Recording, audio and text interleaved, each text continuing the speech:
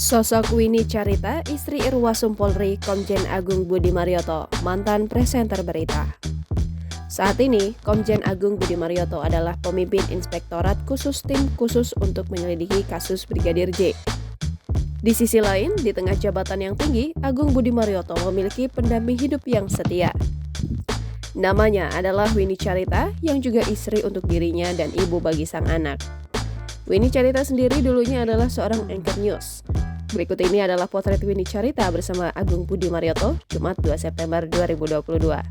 Setelah pensiun menjadi news anchor, Winnie Carita sibuk mengurusi anak dan suami. Winnie Carita juga meskipun sudah jarang muncul di televisi, memiliki akun Instagram yang membagikan kisahnya. Pertemuan Winnie Carita dengan sang suami yaitu Agung Budi Marioto saat wawancara di tahun 2012. Sehingga setelah wawancara, timbullah perasaan cinta dan berlanjut hingga menapaki rumah tangga. Winnie Carita pun mengajukan resign untuk menjadi ibu rumah tangga dan mengurus anak dan suami. Di samping itu, Winnie Carita selaku istri Agung Budi Marioto memberikan semangat dan dukungan untuk sang suami tercinta.